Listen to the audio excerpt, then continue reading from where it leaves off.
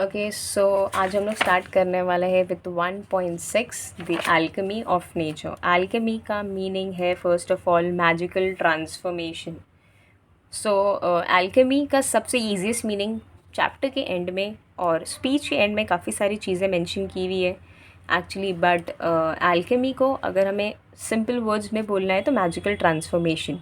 Okay, in the start of the speech आपको एक छोटा सा लाइक एक स्टैंजा मेंशन किया है रिटन बाय विलियम ब्लेक। पहले हम लोग वो देख लेते हैं, फिर उसका इस पर्पल हाईलाइटेड पोर्शन में आपको उसका मीनिंग मेंशन किया है। एंड आफ्टर दैट रक्षा भारदिया ने थ्रू आउट स्पीच उन्होंने सब कुछ एक्सप्लेन करने की कोशिश की है कि कैसे alchemy of nature, magical quality of nature हम देख सकते हैं और कैसे हम उसे अडेप्ट कर सकते हैं अपनी लाइफ में, उससे हम क्या सीख सकते हैं। So let's start with this. First stanza says, to see a world in a grain of sand and a heaven in a wild flower, hold infinity in palm of your hand and eternity in an hour. So William Blake ने लिखा है, to see a world in a grain of sand, आप चाहो तो पूरी दुनिया को sand के, रेत के एक कण में देख सकते हो अगर आपके पास देखने का नज़रिया है, if you have that view. And heaven in a wild flower, आप एक जंगली फूल में भी हेवन देख सकते हो, पैराडाइज देख सकते हो, हाँ जन्नत देख सकते हो अगर आपके पास वो नज़रिया है। Hold infinity in the palm of your hand and eternity in an our, अगर आपके पास वो व्यू है, वो नज़रिया है या वो आंखें हैं देखने के लिए, तो आप अपने इस छोटे से पाम में, इतने बड़े पाम में, palm is this part of your hand, so अपने इस पाम में इन्फिनिटी होल्ड कर सकते हो। इन्फिनिटी का मीनिंग यहाँ पर है यूनिवर्स, आप पूरा यूनिवर्स होल्ड कर सकते हो अपने इस पाम में। And eternity in an our, और एक आवर में आप पूरी ज़िंदगी जी सकते हो। नॉट ज़िंदगी, eternity means like forever. Eternity हम कहते हैं जब बेसिकली टाइमलेस, और I would say endless time, endless time, तो आप एंडलेस टाइम जी सकते हो just in an hour, but only if you are capable of. आपके पास वो नज़रिया होना चाहिए, आपके पास वो आँखें होनी चाहिए देखने के लिए, वो व्यू होना चाहिए। Written by William Blake. इसी का एक्सप्लेनेशन यहाँ पे नीचे दिया है। Something as tiny as grain of sand can spark of an idea of imagination of a huge significance of the world. कोई चीज़, एक इतनी छोटी चीज़ जैसे कि सैंड की ग्रेन, एक कण, रेत का एक कण जो है, उससे आपके हेड में ये आइडिया आ जाता है, स्पार्क ऑफ होता है आइडिया, कि इससे आइडिया या इमेजिनेशन आपके हेड में आता है, आपके दिमाग में आता है कि ये दुनिया कितनी बड़ी है। ओके, सिर्फ एक रेत के कण को देखकर one can witness and experience the beauty of heaven in something as small as wild flower and derive joy forever. और आप बेसिकली एक हेवन को देख सकते हो, ब्यूटी ऑफ हेवन को एक्सपीरियंस कर सकते हो, हेवन की खूबसूरती को, जन्नत की खूबसूरती को एक्सपीरियंस कर सकते हो एक वाइल्ड, एक जंगली फूल में, एक वाइल्ड फ्लावर में, और उससे सदा जॉय ले सकते हो, यानी कि खुशियाँ उससे प्राप्त कर सकते हो। Only one should have the eyes and time to see it, लेकिन आप ये कब कर सकते हो? सिर्फ तब जब आपके पास वो आंखें हो और वक्त हो उसे देखने का और समझने का और अडेप्ट करने का अपनी लाइफ में। इन्फिनिटी इज़ एंडलेस स्पेस, यहाँ पे आपको मेंशन किया, इन्फिनिटी का मतलब है एंडलेस स्पेस, बट हमने यहाँ पर ऑब्वियसली इन्फिनिटी का मतलब यूनिवर्स कैरी ऑन किया है ईजीएस्ट वर्ड में।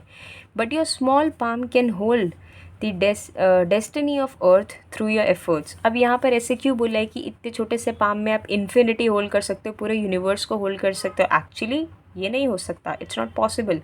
बट हाँ, अगर आप एफर्ट्स करते हो तो आप अर्थ की डेस्टिनी, डेस्टिनी का मतलब होता है फ्यूचर, तो आप किस तरह से पूरी इन्फिनिटी को अपने पाम में होल्ड करोगे? अर्थ का फ्यूचर बनकर, आप अपने एफर्ट्स करके अर्थ का फ्यूचर चेंज करके ये पूरी इन्फिनिटी, पूरे यूनिवर्स को अपने हाथ में ले सकते हो। I tell you how. For example think of the internet.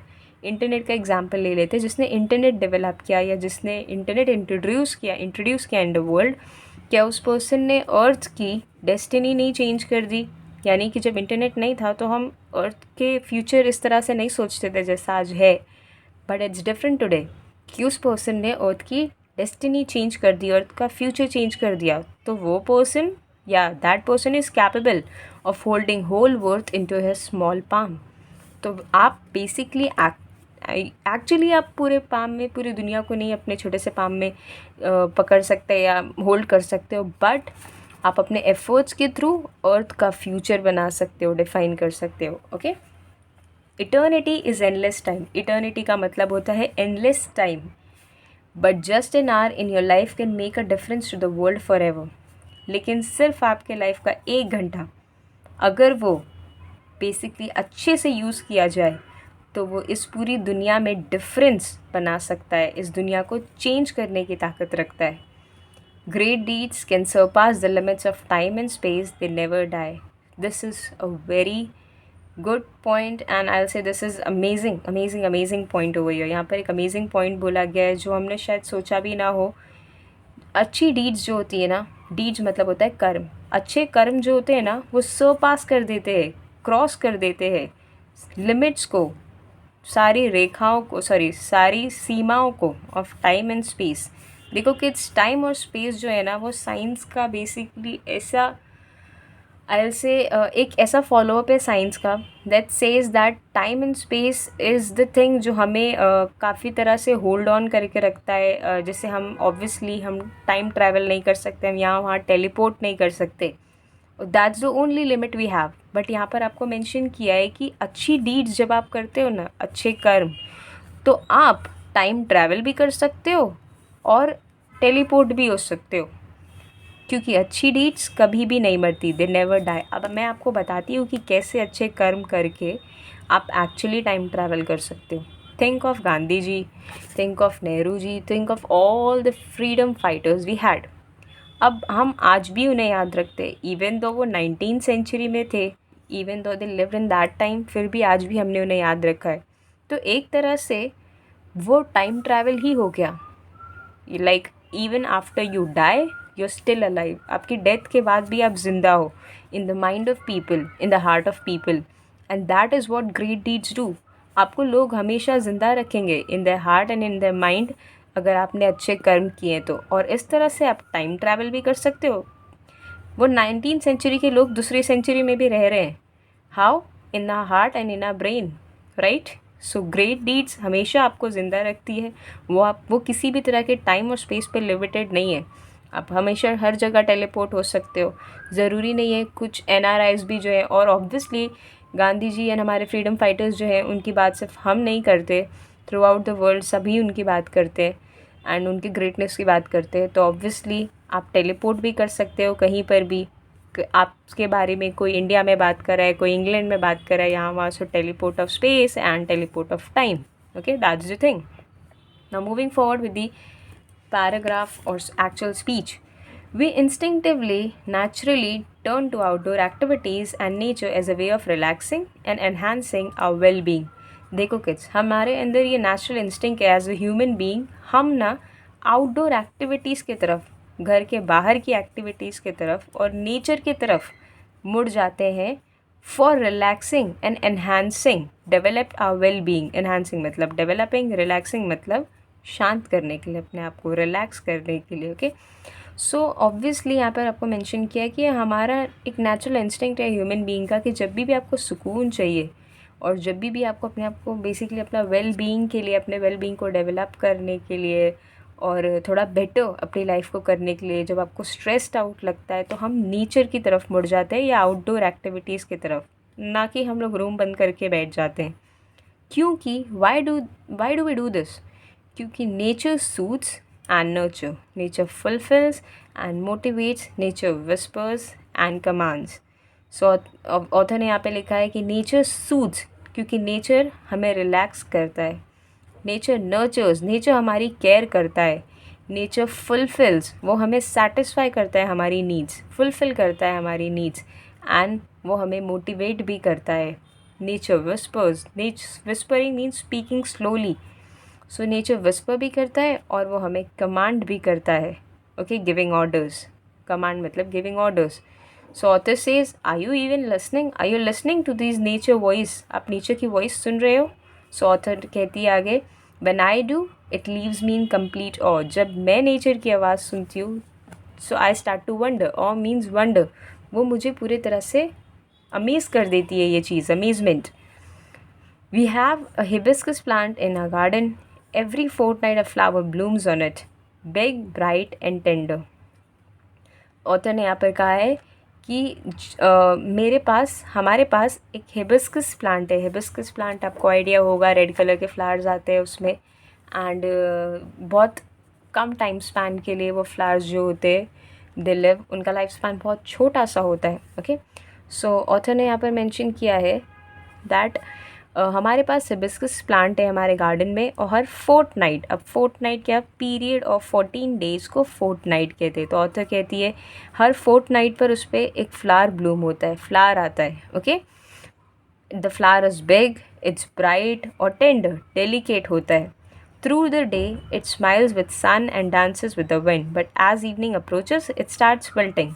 पूरे दिन वो मुस्कुराता है, सन के साथ डांस करता है, हवाओं के साथ, बट जैसे ही इवनिंग अप्रोच करती है, शाम हो जाती है, वो स्टार्ट हो जाता है विल्ट होना. विल्ट मतलब ड्राई अप होना. The morning after it withers completely and by evening it falls and becomes one with the earth again. और अगली सुबह इट विदर्स, वो ड्राई होकर गिर जाता है पूरी तरह से, कम्प्लीटली. और फिर evening and by evening it falls, sorry it withers means ड्राइज, but और सुबह वो ड्राई हो जाता है और इवनिंग तक इट फॉल्स, वो गिर जाता है, and becomes one with earth, वो अर्थ में अगेन मिक्सअप हो जाता है. The flower comes to life only for a day, yet it does so in full splendour. What if we too lived our life, however short, to its fullest? और author यहाँ पर कहती है that the flower comes to life for once. वो flower सिर्फ एक दिन की ज़िंदगी लेकर आता है, लेकिन उस एक दिन की ज़िंदगी में वो ब्राइटली, स्प्लेंडर मतलब होता है यहाँ पर, वो क्या पे मेंशन ही नहीं किया है, ब्यूटिफुली, रेडिएंटली अपनी लाइफ जीता है. एक दिन भी उसने ब्यूटिफुली जिया है. ओके, सो ऑथर यहाँ पर कह रही है what if we too lived in the same way. अगर हम भी ऐसे ही रहने लगे तो कितनी भी छोटी लाइफ हो, however short life, but to the fullest, लेकिन पूरी तरह से इन्जॉय करके, कितनी भी छोटी लाइफ हो. इसे हम रिटोरिकल क्वेश्चन कहते हैं. Okay, now moving forward, author says that we went to, okay that was the first story. ये आपको पहला इंसिडेंट बताया ऑथर ने. ओके, सेकेंड इंसिडेंट में उन्होंने मेंशन किया है we went to a rocky beach and saw the spread of majestic, grand, majestic मतलब grand, ocean and rocks alongside, carved, sculpted and shaped by the water. So author कहती है कि हम बीच पर गए थे, एक ऐसी बीच जहाँ पर रॉक्स थे, और हमने देखा कि किस तरह से एक बड़ा सा ग्रैंड ओशन जो है वो कैसे फैला हुआ है अर्थ की सरफेस पे, एंड रॉक्स अलॉन्ग साइड, और उस ओशन के उस ओशन के साइड में रॉक्स भी हैं. अब वो रॉक्स जो है दे आर कार्व्ड, स्कल्प्टेड, उन्हें शेप किया है. कार्व्ड मतलब ऑब्वियसली, स्कल्प्ड एंड कार्व्ड मतलब बेसिकली, जब वाटर, आपने 9th की ज्योग्राफी में ये पढ़ा होगा the work of flowing water, कि कैसे फ्लोइंग वाटर जो होता है वो रॉक में से सेडिमेंट्स लेकर जाता है अपने साथ, जितनी बार वो रॉक पे फ्लो अप होता है, जितनी बार वो रॉक पर आता है, गुजरता है. तो यहाँ पर बेसिकली वाटर जो होता है ना, उसके पास ये कैपेबिलिटी होती है और ये एबिलिटी होती है कि वो शेप करे रॉक को. कैसे, रोज़ पानी आएगा, एक पर्टिकुलर रॉक है, उसके ऊपर रोज़ पानी आ रहा है, तो उस पर से थोड़ी थोड़ी करके सॉइल जो है वो, मड जो है वो लेकर जाएगा साथ में, उसे हम सेडिमेंट्स कहते हैं. ओके, तो आपको यही मेंशन किया है यहाँ पर कि ये जो रॉक्स है ये कार्व्ड है और शेप्ड है, अलग अलग तरह से स्कल्प्ट किया है, बिल्डअप किया है किसने, वाटर ने. सोचने वाली बात है कि water is so gentle, rock so hard, yet as the water flows over it every day for years the rock gives in it. सोचने वाली बात ये है, ऑथर कहती है यहाँ पर कि वाटर जो है वो इतना जेंटल है, इतना सॉफ्ट है, उसका अपना शेप भी नहीं है, जबकि रॉक कितना हार्ड है. येट फिर भी वाटर जब फ्लो होता है उसके ऊपर, हर रोज़ उस रॉक पर से जब वाटर गुज़रता है या उसको आकर टच करता है या उस पे से गुज़रता है बेसिकली, तो क्या होता है, यही चीज़ जब साल तक, काफ़ी सालों तक होती रहती है कंसिस्टेंटली, तो रॉक गिव अप कर देता है और वो शेप ले लेता है, and it takes the shape that the water commands. Rock give up करके वो शेप ले लेता है जो उसे वाटर कहता है या वाटर उसे कमांड करता है. Our problems are so colossal, colossal मतलब ह्यूज, हमारी प्रॉब्लम्स भी ऐसे ही बहुत बड़ी हैं, कोलोसल है, and we are so small yet if we persist. हमारी प्रॉब्लम्स बहुत बड़ी हैं और हम उनके सामने बहुत छोटे, लेकिन अगर हम परसिस्टेंटली कंटिन्यूसली ट्राई करते रहे, जैसे वाटर रॉक पर कंटिन्यूसली फ्लो होता है और रॉक उसके शेप में हो जाता है, अगर हम भी अपनी बड़ी प्रॉब्लम्स को कंटिन्यूसली सॉल्व करने की कोशिश करते रहे तो एक दिन हम उसे ओवरकम कर सकते हैं। ओके, हमें बस डिटरमाइंड होना चाहिए और परसिस्टेंट होना चाहिए, कंटिन्यूसली ट्राई करना चाहिए। फिर उसके बाद ऑथर ने कहा है, we saw small bits of grass peeping through the small cracks in a concrete pavement. It left us thinking, however impossible things may look, there is always an opening. Author ने यहाँ पर कहा है, we saw small bits of grass, हमें छोटी छोटी grass देखी है हमने. पीपिंग मतलब झांकना, through the small cracks in a concrete pavement, concrete से बने हुए सरफेस पर से हमने देखा है कि जो उसमें से जो क्रैक्स थे, ओके, कंक्रीट के बने हुए जो पेवमेंट थे, सरफेस थी, उसमें क्रैक थे, जैसे बिल्डिंग में क्रैक होते हैं वैसे, और माइट भी कोई वॉल रही होगी, उसमें जो क्रैक थे उसमें से छोटी छोटी ग्रास जो थी वो झाँक रही थी, पीप कर रही थी. It left us thinking, however impossible things may look, इससे हमने ये सोचने लगे, इसे देखकर मैंने ये सोचने लगी या हम ये सोचने लगे कि चीज़ें कितनी भी इम्पॉसिबल लगे हमें, but there is always an opening, लेकिन हमेशा कोई ना कोई सल्यूशन होता है, हमेशा कोई ना कोई रास्ता होता है उन चीज़ों को सॉल्व करने का. उसके बाद वाले पैराग्राफ में उन्होंने बोला है, we saw a tree bare of leaves in the cold winter month. Author कहते हैं कि हमने देखा है ट्री को, एक नेकेड ट्री को, एक ऐसे ट्री को जिसमें लीव्स नहीं थी, कोल्ड विंटर के महीने में, सर्दियों के महीने में. We thought its chapter was over. Chapter was over is a phrase use instead of dead. हमने ये सोचा, वी थॉट, कि उसका चैप्टर अब ख़त्म हो गया, it is dead. But 3 months passed, spring set in, and the tree was back to its green majesty once again, full of leaves, flowers, birds and life. लेकिन सिर्फ 3 महीने गुजरे और स्प्रिंग आया विंटर के बाद, और मैंने देखा कि ट्रीज़ जो थे वो फिर से पूरे ग्रीन हो गए हैं, उनकी ग्रीन मैजेस्टी वापस लौट गई है और उनमें पूरी लीव्स एंड फ्लावर्स, बर्ड्स, पूरा लाइफ से फिल्ड अप हो गई है वो ट्री. ओके, सो यहाँ पर ऑथर ने मेंशन किया है, what if we too had the conviction, strong believe that however difficult things are right now, it will not remain the same for ever. अगर हम भी इतने डिटरमाइंड होते कि आज कितनी भी डिफ़िकल्ट चीज़ें हैं हो राइट नाउ, कितनी भी प्रॉब्लम्स हो लाइफ में, ये कुछ भी परमानेंट नहीं है, ये टेम्परेरी है. It will not remain same for ever, ये सेम नहीं रहने वाला है, it will change. And remember this too shall pass. और हमें इससे ये समझना चाहिए कि आज जो भी मोमेंट है, it will pass away someday. Okay, further author कहती है, we saw an army of ants lugging a fly which was at least 10 times the ant's size. हमने देखा आर्मी ऑफ ants को, झुंड, एंट मतलब चीटी, चीटी के झुंड को हमने देखा. लगिंग का मतलब होता है पुलिंग विद ग्रेट डिफ़िकल्टी, वो अपने ऊपर लग करके उठा के लेके जा रहे थे एक फ्लाई को, एक बेसिकली मक्खी, और फ्लाई हम कहते हैं यूजुअली मक्खी को. सो एक फ्लाई को, which was at least 10 times the ant size, जो कि एंट की साइज़ से 10 गुना बड़ी होगी. The ants organized themselves around the fly, lifted it on frail feelers and carried it to quite a distance. एंट ने अपने आप को ऑर्गेनाइज़ किया बराबर से, सबने अपनी अपनी स्पेस ली, सबने अपनी अपनी जगह ली, and they basically gathered around the fly. वो फ्लाई के आसपास खड़े हो गए एंड उन्होंने क्या किया, लिफ्ट करना स्टार्ट किया, फ्लाई को उठाना स्टार्ट किया. किन पे, अपने फ्रेल फीलर्स पे, वीक लेग्स पे, और उसे काफ़ी दूर तक, क्वाइट डिस्टेंस तक उठाकर लेकर गए. Their team work and perseverance मतलब कॉन्स्टेंट एफर्ट्स, कंटिन्यूसली एफर्ट करते रहना, कोशिश करते रहना, वर इम्प्रेसिव. एंट का टीम वर्क और उनकी लगातार कोशिश जो है थी वो बहुत इम्प्रेसिव थी, उससे मैं काफ़ी इम्प्रेस हुई. What if we too are consistent, अगर हम भी इसी तरह से कंसिस्टेंट हो जाए, ऑर्गेनाइज्ड हो जाए, फोकस्ड हो जाए, तो हम भी टीम वर्क अगर फॉलो करने लगे तो वी कैन बेसिकली, हम अपने से 10 गुना, ये तो नहीं कि हम 10 गुना वेटेड लोगों को उठा सकते हैं, बट इसका मतलब ये ज़रूर है कि हम अपने से 10 गुना बड़ा काम, जो हमें बहुत बड़ा लगता है, वो कर सकते हैं वो काम. अगर हमें बस इसके लिए कंसिस्टेंट होना है, यानी कंटिन्यूसली ट्राई करना है, ऑर्गेनाइज्ड होना है और फोकस्ड होना है, जैसे कि एंड्स होती हैं. Okay. What if spider webs are delicate yet very strong. Spider webs जो होती है ना, वो बहुत डेलिकेट होती है. स्पाइडर वेब्स, मकड़ी के जाले, बहुत डेलिकेट होते हैं, बहुत ही नाजुक होते हैं, वीक होते हैं, पर बहुत स्ट्रॉन्ग होते हैं. किनके लिए? उनके प्रे के लिए. स्पाइडर्स के प्रे के लिए, स्पाइडर्स के शिकार के लिए वो स्ट्रॉन्ग होते हैं, क्योंकि वो पकड़ लेते हैं शिकार को.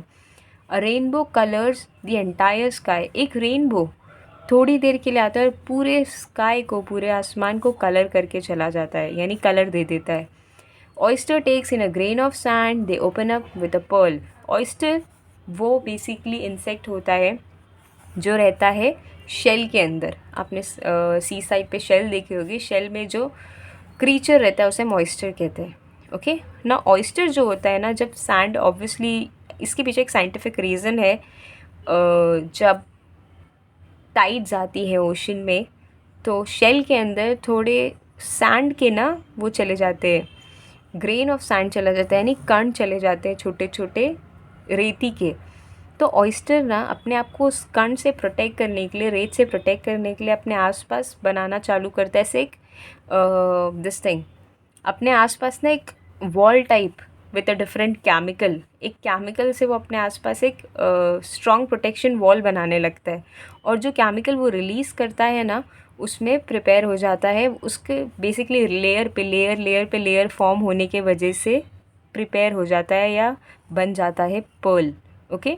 तो यहाँ पर उसे थोड़ा सा आयल से एब्स्ट्रैक्ट वे में बोला है कि ऑयस्टर जो है वो अपने शेल के अंदर सिर्फ एक ग्रेन ऑफ सैंड, एक टुकड़ा लेते हैं रेती का और खोलते हैं अपनी शेल को, तो उसमें से पर्ल निकलता है. उसे पर्ल में टर्न कर देते हैं, मोती में टर्न कर देते हैं.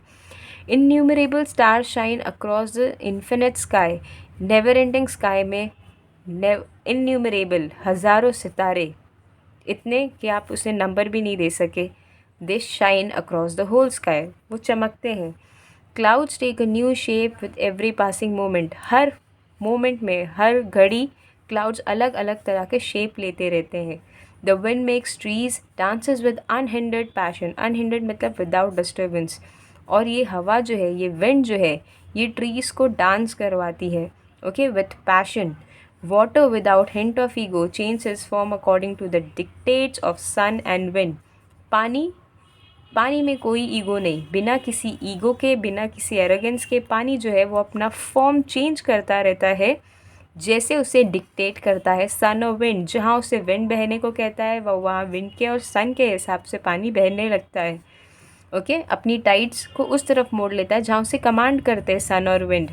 When we see a caterpillar turn into a butterfly, a flower turn into a fruit, we experience the alchemy of nature. We touch it and become goals ourselves. यहाँ पर मेंशन क्या है? जब हम कैटरपिलर को बटरफ्लाई में turn होते हुए देखते हैं. बटरफ्लाई पहले कैटरपिलर होती है, कैटरपिलर के बाद वो बटरफ्लाई में से विंग्स आते हैं और टर्न हो जाती है. तो ये डायरेक्ट बटरफ्लाई भी हो सकती थी, बट कैटरपिलर से बटरफ्लाई में टर्न होती है. जब हम कैटरपिलर से बटरफ्लाई में टर्न होते हुए देखते हैं कैटरपिलर को, फ्लावर को हम फ्रूट में टर्न होते हुए देखते हैं, तब हम एक्सपीरियंस करते हैं एल्केमी ऑफ नेचर को, मैजिक ऑफ नेचर को, इस नेचर के, पर्यावरण के जादू को तब हम एक्सपीरियंस करते हैं. We touch it and become gold ourselves का मीनिंग ये है, हम उसे समझते हैं, जानते हैं, और जब अपनी लाइफ में अडेप्ट करते हैं, उससे चीज़ें सीख कर, इन सारी चीज़ों को सीख कर जब हम अपनी लाइफ में अडेप्ट करते हैं, तो हम खुद गोल्ड बन जाते हैं. का मतलब ये कि हमारी लाइफ जो है वो बेहतरीन और बेसिकली बहुत ज़्यादा अच्छी हो जाती है, क्योंकि हमें काफ़ी सारे सोल्यूशन जो है वो नेचर से मिल जाते हैं. And author is trying to tell you that. Okay. यहाँ पर एल्केमी का मीनिंग नीचे मेंशन किया है. द एंशिएंट फोररनर और old law of chemistry about attempts to convert base metal into gold.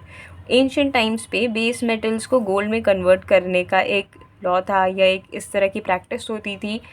The person, इस सब्जेक्ट को एल्केमी कहा जाता था, और जो इसे परफॉर्म करता था उसे एल्केमिस्ट कहा जाता था. ओके. बाद में इसे एज मैजिकल ट्रांसफॉर्मेशन की तरह से यूज़ करने लगे इस वर्ड को स्पेसिफिक।